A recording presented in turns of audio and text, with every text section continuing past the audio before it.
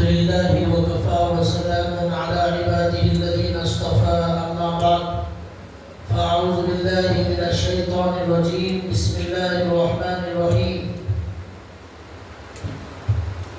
إذ جاءوكم من فوقكم ومن أسفل منكم وإذ زاغت الأبصار وبلغت القلوب الحناجر وتظنون بالله الظنون هنالك ابتلي المؤمنون وزلزلوا زلزالا شديدا رب اشرح لي صدري ويسر لي أمري واحلل عقدة من لساني يفقهوا قولي سبحانك لا علم لنا إلا ما علمتنا إنك أنت العليم الحكيم اللهم صل على محمد في أول كلامنا اللهم صل على محمد في أوسط كلامنا اللهم صل على محمد في آخر كلامنا صدق اللہ العظیم. محترم دینی بھائیوں، قرآن کریم کی دو آیتیں آپ کے سامنے تلاوت کی گئی ہیں.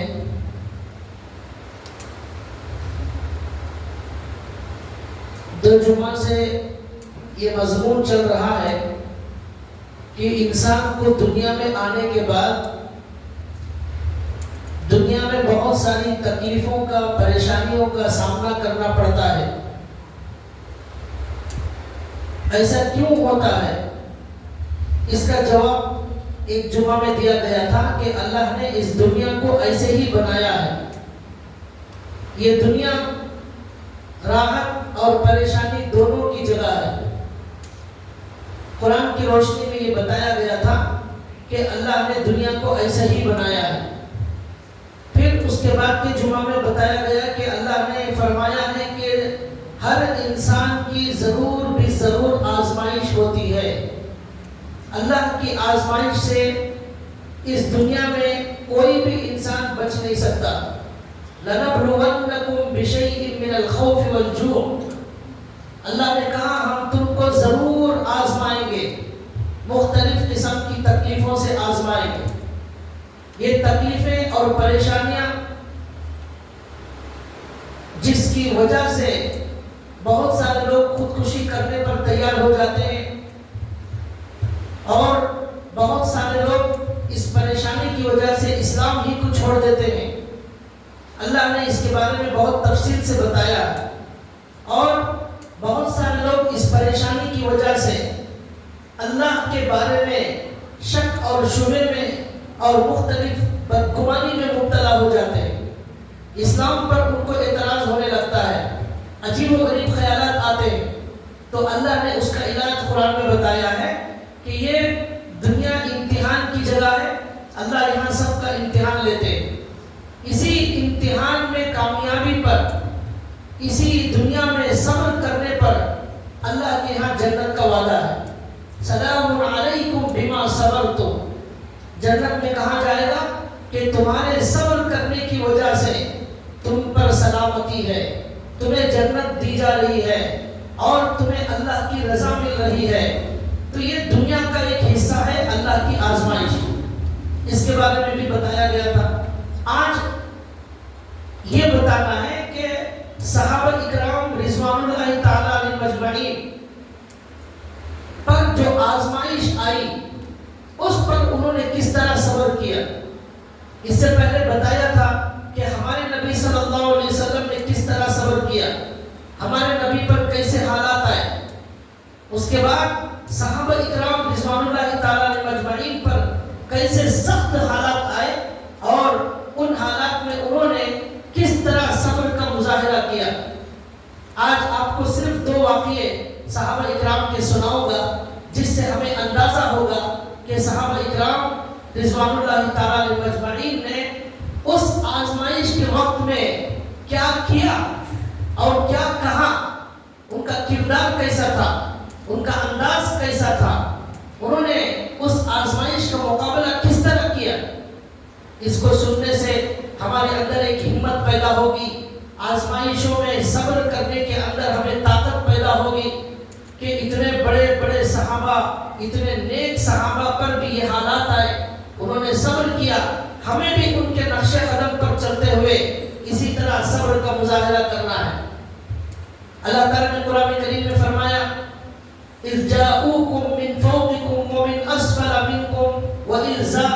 الأبصار وبلغت القلوب الحناجر وتظنون بالله الظنون. اللہ کہتے ہیں کہ صحابہ اکرام پر ایک بہت بڑی آزمائش آئی، اللہ کے نبی پر اور صحابہ پر ایک بہت بڑی آزمائش. اس آزمائش میں کیا ہوا، میں مختصر اس واقعے کو بتا رہا ہوں.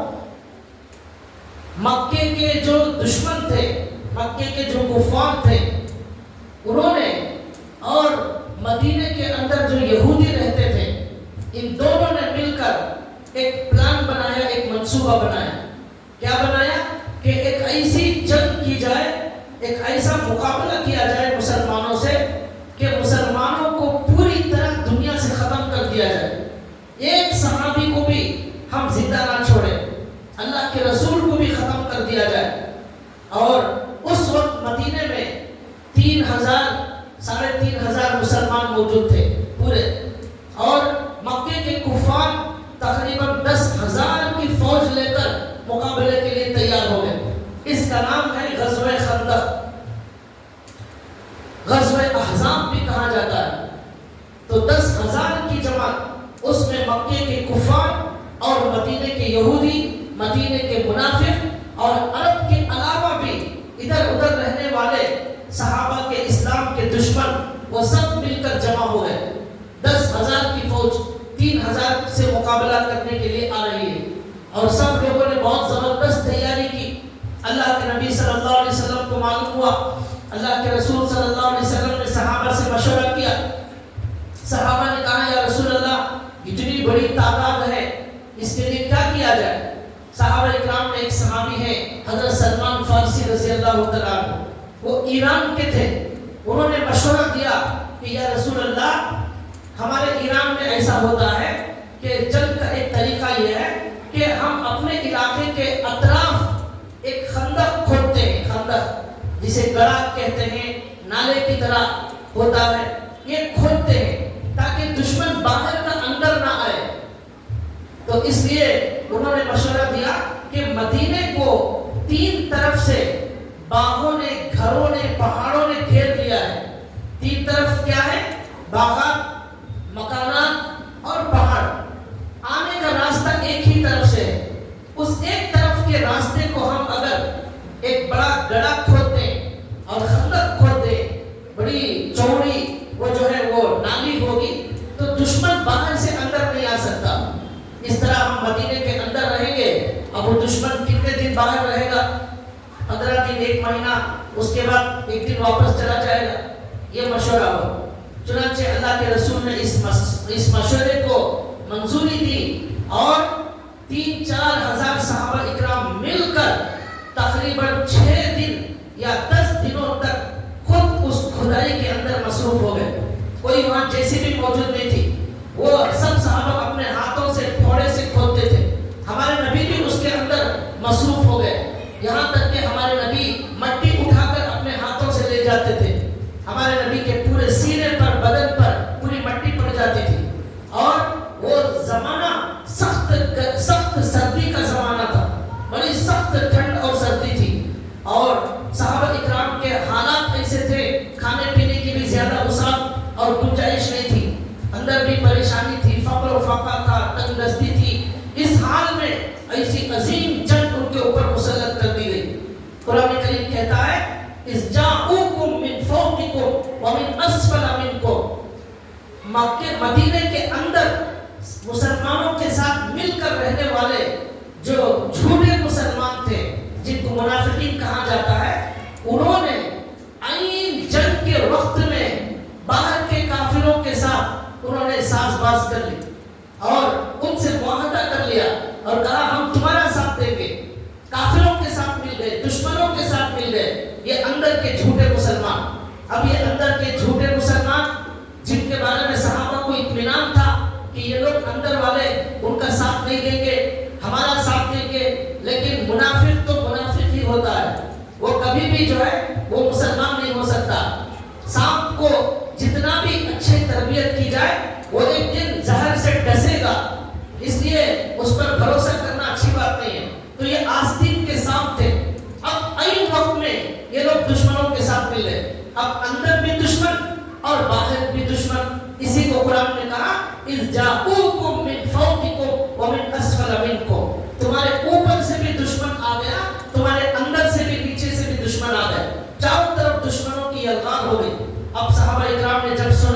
کہ یہ منافقین ان دشمنوں کے ساتھ مل گئے ہیں، ان کی پریشانی ڈبل ہو گئی، سخت سردی اور کھانے کی تنگی اور دشمنوں کا ایک سمندر آ گیا ہے۔ اب اللہ کے رسول صلی اللہ علیہ وسلم نے صحابہ کو نصیحت کی، ہمت سے مقابلہ کرنے کا اللہ کے نبی نے حکم دیا۔ اب جب دشمن باہر سے 10,000 کی تعداد میں آ گیا، اب دیکھتے ہیں کہ مسلمانوں نے ایک بہت بڑی خندق کھودی ہے جس کو پار کر کے اندر جانا ناممکن ہے۔ اب دشمن کی فوج باہر کھڑی ہو گئی، مسلمان اندر ہیں، وہ ادھر نہیں آ سکتے اور یہاں کے لوگ باہر نہیں جا سکتے۔ ایک دو لوگوں نے کوشش کی گھوڑے کو بھگا کر اندر آنے کی، لیکن وہ اس گڑھے میں گر گئے۔ اب باہر سے ہی تیروں کی بارش وہ لوگ کر رہے تھے، لیکن ان کے تیر یہاں اندر نہیں پہنچ رہے تھے۔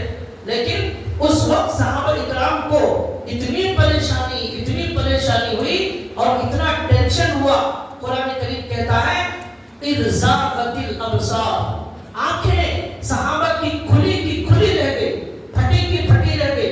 وہ عجیب و غریب ایک سمندر تھا دشمنوں کا سامنے، وہ کسی طرح اندر گھس جانے میں کامیاب ہو جاتا تو کیا حال ہوتا، یہ سوچ کر صحابہ اکرام کے حالات ایسے تھے، آنکھیں پھٹی رہ گئی۔ اذ زاغت الابصار، یہ بتانے کا مقصد یہ ہے کہ ہماری زندگی میں جو حالات آتے ہیں اس کا مقابلہ کرنے کے لیے ان واقعات کو ہمیشہ ذہن میں رکھیں۔ ہمارے دل میں ایک عجیب ہمت پیدا ہوگی، ارے ہمارے بڑوں نے اس سے بڑے مقابلے کیے، یہ کیا مقابلہ، یہ کیا حالات، یہ کیا پریشانی ہے، یہ تو پریشانی بولنا بھی یہ صحیح نہیں ہے۔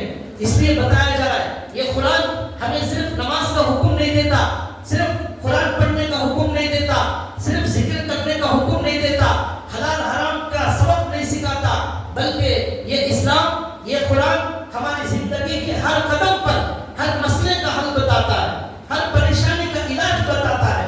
یہ قرآن ہمیں تسلی کا سبق بھی دیتا ہے اور بڑے لوگوں کے واقعات بھی بتاتا ہے کہ دیکھو تمہارے بڑے کس طرح مقابلہ کرتے رہے۔ قرآن کہتا ہے آنکھیں پھٹی رہ گئی صحابہ کی، وَبَلَغَتِ الْقُلُوبُ الْحَنَاجِرَ، قرآن کے الفاظ ہیں کلیجے منہ کو آ گئے، یہ پریشانی کا عجیب و غریب منظر تھا۔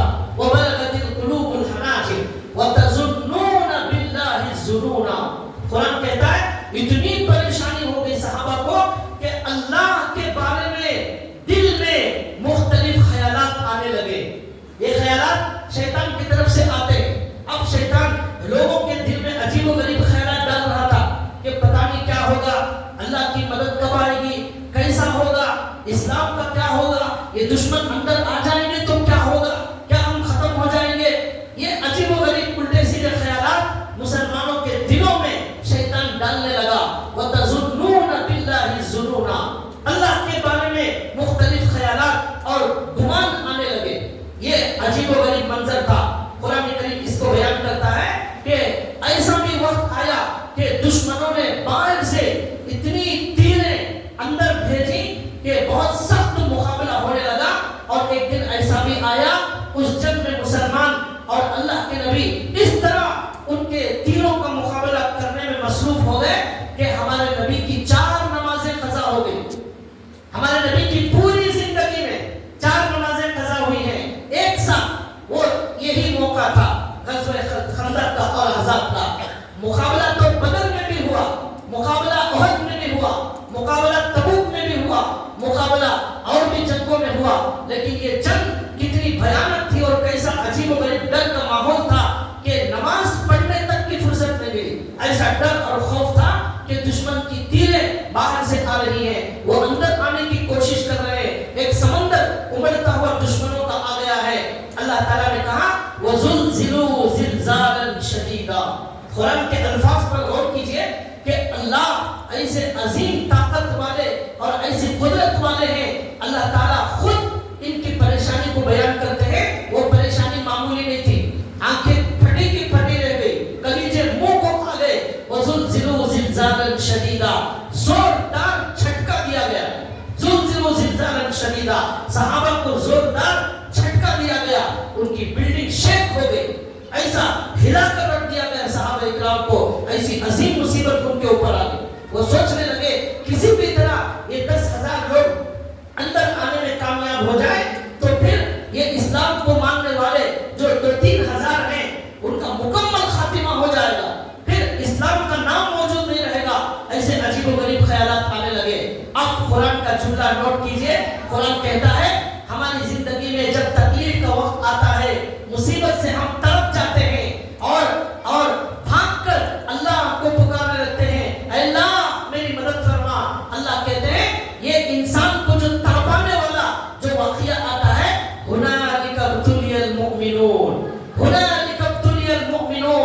یہی وقت ان مسلمانوں کی آزمائش کا ہوتا ہے. یہ وقت ہوتا ہے اللہ کے امتحان لینے کا. نماز پڑھنا بہت آسان ہے, روزہ رکھنا بھی آسان ہے, حج اور عمرے کرنا بھی آسان ہے, قرآن پڑھنا بھی آسان ہے, لیکن اللہ کی آزمائش کے وقت میں صبر اور استقامت کے ساتھ جمے رہنا اور اللہ کو پکارنا, اللہ کے فیصلے پر راضی رہنا, یہ ہر ایک کے بس کی بات نہیں ہے. ہنالک ابتلی المؤمنون, یہاں مومنوں کا امتحان لیا گیا, یہاں ٹیسٹ لیا جاتا ہے, یہاں معلوم ہوتا ہے کون مسلمان ہے, کوئی دل کے اندر اسلام کے بارے میں شک میں مبتلا ہے. لوگ سوالات کرتے ہیں, اللہ تعالیٰ پتہ نہیں کیا کر رہے ہیں, یہ فلسطین تباہ ہو رہا ہے, برباد ہو رہا ہے, اور اسرائیل کو اللہ نے ایسی چھوٹ دے دی ہے. ایسے عجیب و غریب شک و شبہات, ایسے اعتراضات دل میں شیطان پیدا کرتا ہے. یہ پریشانی کے وقت ہماری آزمائش ہوتی ہے. ہنالک ابتلی المؤمنون, اس وقت ہلا کر رکھ دیا جاتا ہے. ہر ایک کی زندگی میں ایسا واقعہ آتا ہے, آ گیا ہے تو آ گیا, نہیں آیا تو آنے والا ہے. اس کے لیے ذہنی طور پر تیار رہنا چاہیے. اللہ نے اسی لیے بتایا یہ زوردار جھٹکا, زلزلہ زلزالا شدیدا, یہ آئے گا. اس وقت کیا کرنا ہے؟ صحابہ اکرام نے جو کیا وہ کرنا ہے. صحابہ اکرام نے کیا کیا؟ اب اس کے بعد قرآن کہتا ہے وَإِذْ قَالَتْ وَإِذْ يَقُولُ الْمُنَافِقُونَ وَالَّذِينَ فِي قُلُوبِهِم مَّرَضٌ مَّا وَعَدَنَا اللَّهُ وَرَسُولُهُ إِلَّا غُرُورًا. جھوٹے مسلمان جو ڈر گئے, جن کو اللہ پر بھروسہ نہیں تھا, جن کو اللہ پر یقین نہیں تھا, وہ کہنے لگے, جن کے دل میں بیماری تھی, اسلام نہیں تھا, ایمان مضبوط نہیں تھا, وہ کہنے لگے مَا وَعَدَنَا اللَّهُ وَرَسُولُهُ إِلَّا غُرُورًا. جب وہ کھدائی چل رہی تھی, اللہ کے نبی اس خندق کو کھود رہے تھے, تو ایک پتھر آ گیا, بڑا پتھر, چٹان. وہ مارنے پر وہ چٹان پھٹ نہیں رہی تھی. تو ایک صحابی آئے, حضور سے کہا یا رسول اللہ میرے ہاتھ سے نہیں ہو رہا ہے, ایک چٹان بیچ میں آ گئی. اللہ کے رسول آئے, میں اسے پھوڑوں گا. اللہ کے رسول کو 100 جنتیوں کی طاقت ہمارے رسول صلی اللہ علیہ وسلم کو دی گئی تھی. 100 جنتیوں کی طاقت ہمارے نبی صلی اللہ علیہ وسلم کو ایک تنے تنہا ہمارے رسول کو وہ طاقت اللہ نے عطا کی تھی. تو لہٰذا ہمارے رسول آئے, ایک بہت بڑا پہلوان ہمارے رسول سے کشتی کرنے آیا تھا, رکامہ اس کا نام. اس نے کہا مجھے آپ کشتی لڑے اور میں اگر ہار گیا میں اسلام قبول کر لوں گا. اللہ کے رسول صلی اللہ علیہ وسلم نے کشتی لڑی, 1 منٹ میں اسے اٹھا کر پٹک دیا. اسے معلوم نہیں تھا کہ میں ایک سے نہیں 100 لوگوں سے لڑ رہا ہوں. وہ لڑنے کے لیے آ گیا, بڑا بہادر تھا, عرب میں اس کا چرچا تھا. 1 منٹ میں حضور نے پٹک دیا. اسے یقین نہیں آ رہا تھا کہ مجھے بھی کوئی پٹکنے والا ہے, مجھے بھی کوئی ہرانے والا ہے, یقین نہیں آیا. اس نے کہا نہیں یہ کچھ گڑبڑ ہو گیا ہے, اور ایک بار کشتی ہوگی. حضور نے کہا کر لو. پھر دوسری بار کشتی ہوئی, پھر حضور نے 2 سیکنڈ میں پٹک دیا. اب اسے اب بھی یقین نہیں آ رہا ہے. پھر تیسری بار کشتی ہوئی, ہمارے نبی نے تیسری بار بھی پٹک دیا, لیکن وہ ماننے سے انکار کر دیا اور بھاگ گیا. تو ہمارے نبی کو ایسی طاقت عطا کی گئی تھی. تو بہرحال بتانا یہ ہے ہمارے نبی اس کھدائی کے وقت میں آئے, اور پتھر جو وہاں نظر آ رہا تھا ہمارے نبی نے اپنے ہاتھ سے ہتھوڑا لیا, اور اس پتھر کو ہمارے نبی کا جب ہاتھ لگا وہ ٹکڑے ٹکڑے ہو گیا پتھر. اس کے اندر سے چنگاریاں نکلی. ہمارے نبی نے فرمایا الحمدللہ, اس چنگاری کے اندر, اس روشنی کے اندر مجھے دکھایا جا رہا ہے ایران اور روم پر مسلمان ایک وقت فتح کرنے والے ہیں. ایران اور روم اس زمانے کے سپر پاور طاقت تھے. اب تو ایران جو ہے وہ اس کے اندر مسلمان موجود ہیں, شیعہ برادری کی حکومت ہے وہاں پر, لیکن اس زمانے میں آگ کو پوجا کرنے والے لوگوں کی حکومت تھی ایران کے اندر.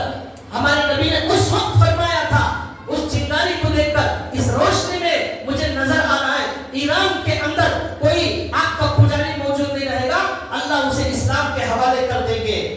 اور روم جو عیسائیوں کا سپر پاور ہے, اللہ اسے بھی مسلمانوں کے حوالے کر دیں گے. اسلام کا جھنڈا ان سپر پاور لوگوں کے زمین میں اس مسلمان گاڑ دیں گے.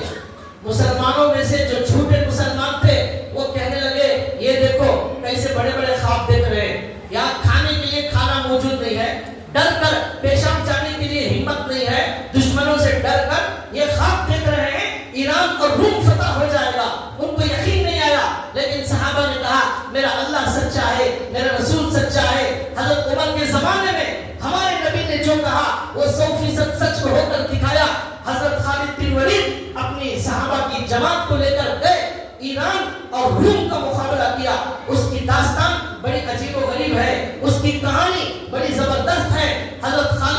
اگر ایران کے لوگوں سے سپر پاور سے کہا تھا اور کہا تھا ہم مسلمان ہیں اور مسلمان وہ ہے جو تم زندگی سے اتنی محبت نہیں کرتے جتنا مسلمان شہادت سے محبت کرتا ہے، تم جینے سے اتنی محبت نہیں کرتے جتنا مسلمان مرنے کو پسند کرتا ہے، اس کا مقصد اللہ کے لیے جینا اور اللہ کے لیے مرنا ہے، ایسی قوم تمہارے سے مقابلہ کرنے کے لیے آئی ہے۔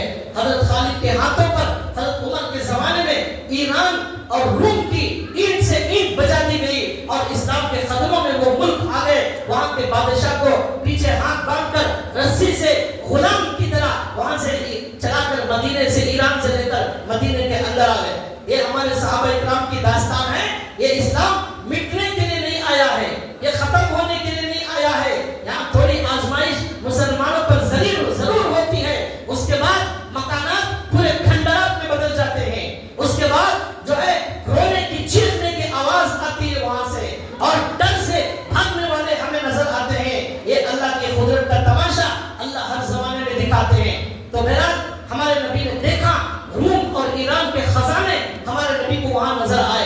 تو بہرحال ہمارے نبی صلی اللہ علیہ وسلم اس طرح عجیب و غریب تکلیفوں کے ساتھ محنت کے ساتھ اس خندق کو ہمارے رسول صلی اللہ علیہ وسلم تیار کرتے ہیں۔ تو اب جب یہ خندق تیار ہو گئی تو اب یہاں کے جو جھوٹے منافقین تھے وہ کہنے لگے یہاں کھانا نہیں ہے، یہ ہمارے رسول جو ہے ایران اور روم کی فتح کی بات کرتے ہیں۔ اور اللہ نے کہا، ان منافقوں نے کہا ما وعدنا اللہ ورسولہ الا غرورا، ان منافقوں نے کہا اللہ کا وعدہ بھی جھوٹا ہے، اللہ کے رسول کا وعدہ بھی جھوٹا ہے، دھوکے کا وعدہ ہے، یہ جھوٹے مسلمانوں نے کہا۔ لیکن صحابہ کرام نے اس وقت بھی یہ کیا کہا؟ قرآن کریم کہتا ہے کہ آگے آیت میں اللہ نے کہا وَلَمَّا رَأَى الْمُؤْمِنُونَ الْأَحْزَابَ قَالُوا هَذَا مَا وَعَدَنَا اللَّهُ وَرَسُولُهُ وَصَدَقَ اللَّهُ وَرَسُولُهُ وَمَا زَادَهُمْ إِلَّا إِيمَانًا وَتَسْلِيمًا۔ اللہ کہتے ہیں اس 10,000 کی فوج کو جب مسلمانوں نے دیکھا، منافقوں نے دیکھا، جھوٹوں نے دیکھا تو کیا کہا؟ اللہ اور رسول نے ہمیں برباد کر دیا، اللہ اور رسول نے دھوکے کا وعدہ کیا، اب ہم برباد ہو گئے، یہ انہوں نے کہا۔ لیکن مسلمانوں نے کیا کہا؟ ھذا ما وعدنا اللہ ورسولہ، یہ اللہ کا وعدہ ہے، اللہ کے رسول کا وعدہ ہے، اللہ اور رسول سے زیادہ سچ بولنے والا کوئی نہیں۔ اب قرآن کہتا ہے وما زادهم الا ایمانا وتسلیما، اس امتحان کے وقت میں، آزمائش کے وقت میں ان کا ایمان اور زیادہ ہو گیا، ان کے ایمان میں اضافہ ہو گیا۔ معلوم ہوا مومن پر جب امتحان ہوتا ہے، آزمائش آتی ہے، ان کے ایمان میں اضافہ ہو جاتا ہے، ایمان مضبوط ہو جاتا ہے، وہ اور اللہ کے قریب آ جاتے ہیں، اللہ کو پکارتے ہیں اور کہتے ہیں اے اللہ رضیت باللہ ربا وبالاسلام دینا وبمحمد النبی صلی اللہ علیہ وسلم رسولا، اے اللہ میں آپ سے راضی ہوں، میرے نبی سے میں راضی ہوں، میں اسلام سے راضی ہوں، یہ مومن کہتا ہے۔ اور جو منافق ہوتا ہے وہ اسلام کو چھوڑ کر بھاگ جاتا ہے، وہ اسلام کو چھوڑ کر مرتد ہو جاتا ہے، دل میں اس کے نفاق پیدا ہو جاتا ہے۔ اللہ نے کہا یہ امتحان کا وقت ہوتا ہے، یہاں معلوم ہوتا ہے سچا کون ہے، جھوٹا کون ہے۔ اور اس کے بعد اللہ نے قرآن میں فرمایا یہ منافقین ہمارے نبی سے جھوٹے جھوٹے بہانے بنا کر، عذر بتا کر وہاں جنگ سے بھاگنے لگے، لیکن مسلمان بھوک کی حالت میں، پیاس کی حالت میں دشمنوں سے مقابلہ کرنے کے لیے ہمارے نبی کے ساتھ کھڑے رہے۔ اللہ نے وہاں کہا قل لن ينفعكم الفرار ان فررتم من الموت او القتل واذا لا تمتعون الا قليلا، اے منافقوں موت سے ڈر کر بھاگنے والوں، آج بچ جاؤ گے لیکن کل موت سے ضرور مقابلہ کرنا ہوگا، آج بچو گے تو کل مرنا ہے، کل مرو گے بچو گے پرسوں مرنا ہے، موت سے تو کوئی بھاگ نہیں سکتا، موت سے آج تک کوئی نہیں بچا، کوئی بادشاہ، کوئی نبی، کوئی ولی، کوئی انسان آج تک ایسا پیدا نہیں ہوا جسے موت نہ آئی ہو۔ موت ہر ایک کے پاس آتی ہے، کل نفس ذائقۃ الموت، ہر ایک کو موت کا مزہ چکھنا ہے۔ وما جعلنا لبشر من قبلک الخلد، ہمارے نبی کو کہا کہ ہم نے آپ سے پہلے کسی کو ہمیشہ یہاں رہنے کے لیے نہیں بھیجا ہے۔ اللہ نے ان منافقوں سے کہا آج ڈر کر بھاگو گے کل تمہیں ضرور مرنا پڑے گا، آج شہادت کو گلے نہیں لگاؤ گے تو پھر موت تمہارے بستر پر آئے گی، اس سے اچھا ہے اللہ کی راہ میں اپنی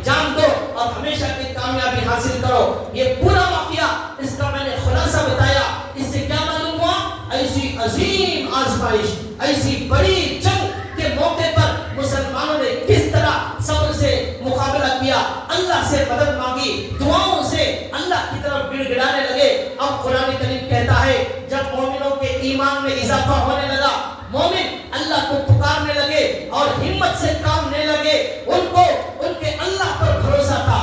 अल्लाह पर जब बंदा भरोसा करता है, उसका भरोसा अल्लाह कभी तोड़ते नहीं है, कभी टूटने ऐसा लगता है कि हम खत्म हो गए इस आजमाइश में, लेकिन जब आजमाइश आती है बंदा सब्र करता है, दुआ करता है, इन्ना मअल उसरि युसरा, फिर तकलीफ के बाद आसानी जरूर आती है।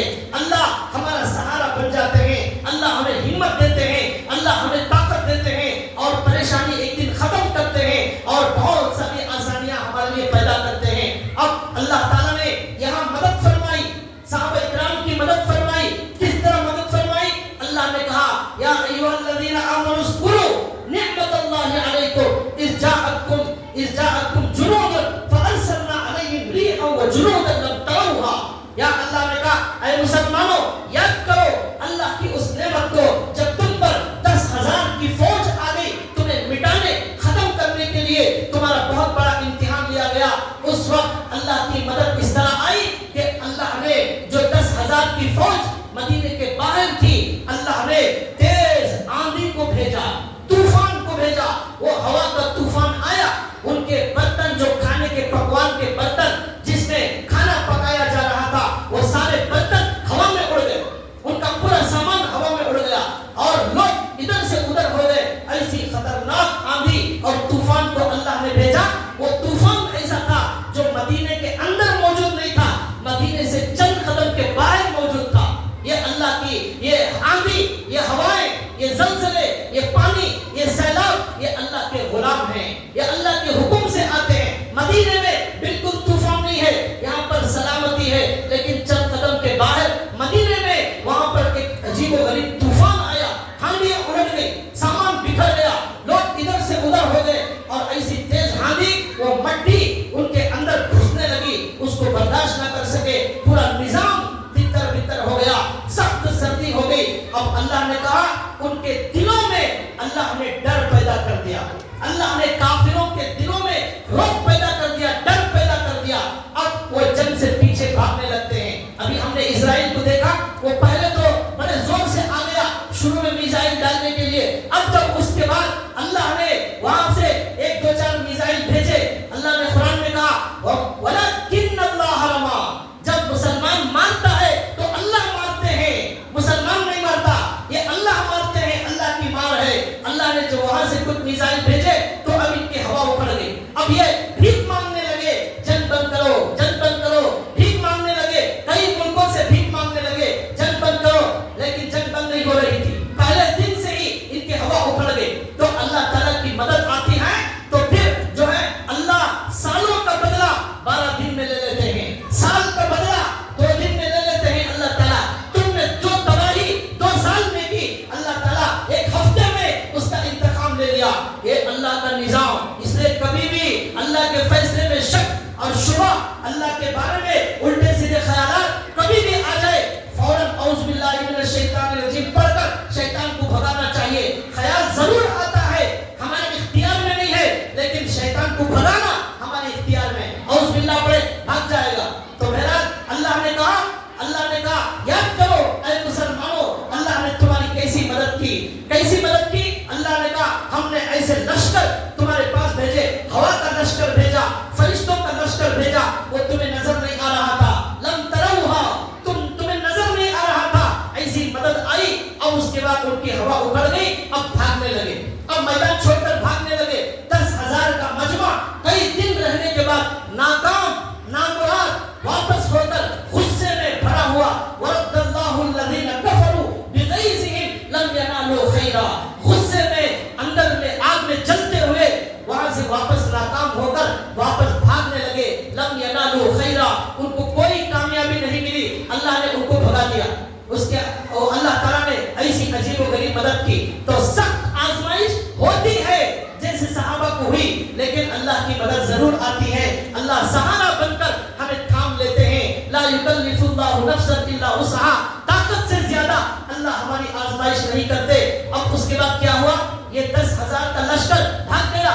اب اندر جو جھوٹے منافقین تھے, جھوٹے مسلمان تھے, انہوں نے اندر سے اندر باہر کے دشمنوں سے ساز باز کر لی تھی, معاہدہ کر لیا تھا, مسلمانوں کے خلاف ہو گئے تھے. یہ اندر کے دشمنوں نے یہ سمجھا تھا کہ اب مسلمان 2-3 ہزار ہیں, یہ کامیاب نہیں ہو سکتے, اس لیے 10,000 کی جو فوج ہے ان کے ساتھ ہم مل جائیں گے. ان کے ساتھ مل گئے. تو یاد رکھو, منافق جو ہوتا ہے وہ ہمیشہ دشمن کے ساتھ ہوتا ہے. یاد رکھیے, جو اسلام اس کے دل میں موجود نہیں ہوتا, وہ دشمن کے ساتھ اندر اندر ملا ہوا ہوتا ہے. آج 50% اسلامی ممالک موجود ہیں, لیکن ان میں سے بہت سارے ایسے ہیں جو یہودی اور اسرائیل کے ساتھ اندر سے ملے ہوئے ہیں. ان کا بزنس چل رہا ہے, ان کا کاروبار چل رہا ہے, ان کے ساتھ گلے مل رہے ہیں, ان کے ہاں آنا جانا ہے, سب کچھ برابر چل رہا ہے. اللہ کے یہاں ایسا چلنے والا نہیں ہے.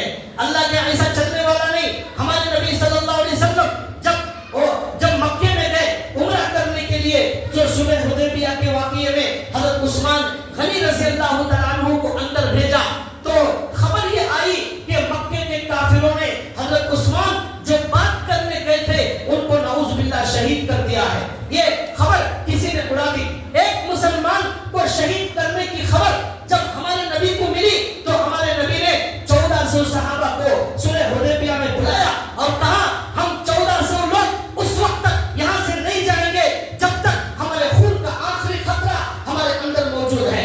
ہم انتقام لیے بغیر یہاں سے نہیں جائیں گے. آج مکے کے اندر چن چن کر ان لوگوں کا انتقام لیا جائے گا. انہوں نے ہمارے ایک صحابی کو شہید کر دیا.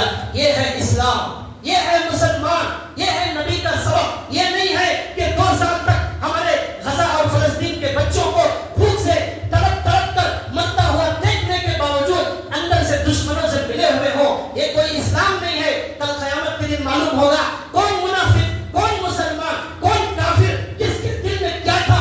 علیم بذات الصدور, علیم بذات الصدور. اس اللہ کو معلوم ہے کون کتنے پانی میں ہے, کس کا اسلام کیسا ہے, سب معلوم ہو جائے گا. اذا وقعت الواقعہ خافضۃ الرافعہ, جب قیامت آئے گی بڑے بڑے لوگوں کو ذلیل کر دیا جائے گا. دنیا میں معمولی سمجھے جانے والے لوگوں کو بادشاہ بنا دیا جائے گا. یہ قیامت جھٹا دینے والی اور اٹھا دینے والی ہے. بادشاہ چونٹی کی شکل میں زمین پر رینگتا ہوگا. حدیث میں آتا ہے یہ گھمنڈ کرنے والے, تکبر کرنے والے, عیش کرنے والے لوگوں کو اللہ چونٹی بنا دے گی. چونٹی, وہ چونٹیاں ہمارے پیروں کے نیچے آ رہی ہوں گی. بادشاہوں کو ایسا روتا جائے گا, تکبر کو خاک میں ملایا جائے گا.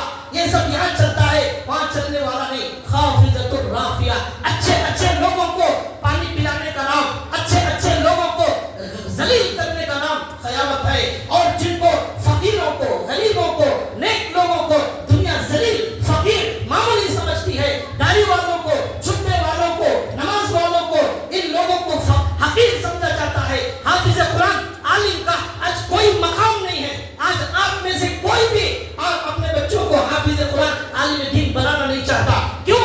آپ کی نظر میں حافظ کا کوئی مقام نہیں ہے, عالم کا کوئی مقام نہیں ہے. آپ کی نظر میں مقام ہو یا نہ ہو اس سے کوئی فرق نہیں پڑتا. ہمارے نبی نے فرمایا کل قیامت کے دن یہ حافظ قرآن کھڑا ہو کر اپنے خاندان کے 10 لوگوں کی طرف اشارہ کرے گا. اللہ کہیں گے اے حافظ قرآن, آج تو تیرے انگلی سے اشارہ کر, جو جہنم میں جانے والا ہے اسے ہم سیدھا جنت میں بھیج دیں گے. وہاں کسی MLA کی سفارش نہیں چلے گی, کسی CM PM کی سفارش نہیں چلے گی, وہاں کسی بزنس مین کی سفارش نہیں چلے گی. وہاں چلے گی حافظ قرآن کی سفارش چلے گی, وہاں چلے گی عالم دین کی سفارش چلے گی, وہاں اللہ اللہ کرنے والے فقیر کی جو ہے سفارش چلے گی. تو بھائیو, یہ دنیا میں جو نظر آ رہا ہے کل قیامت کے دن سب الٹا ہو جائے گا. بڑے بڑے لوگ نیچے آ جائیں گے, نیچے رہنے والے اوپر چلے جائیں گے. یہ ہے قیامت کا دن. اللہ تعالیٰ نے یہاں پر کہا کہ یہ جو بہت سارے ممالک اندر سے دشمن سے ملے ہوئے ہیں, ان کا انجام بہت بدتر ہونے والا ہے, ان کا انجام بہت برا ہونے والا ہے. تو اندر کے جو منافق تھے, جھوٹے منافق, وہ باہر کے دشمنوں سے مل گئے اور مل کر اللہ کے نبی اور صحابہ کے خلاف سازش کرنے لگے. اب قرآن کریم میں اللہ تعالیٰ نے فرمایا, اب اللہ نے کہا باہر کے دشمنوں کو اللہ نے بھگا دیا, سب بھاگ گئے, 10,000 بھاگ گئے. اب یہ جو اندر کے 700 دشمن تھے یہ اٹک گئے, پھنس گئے. اب ان کا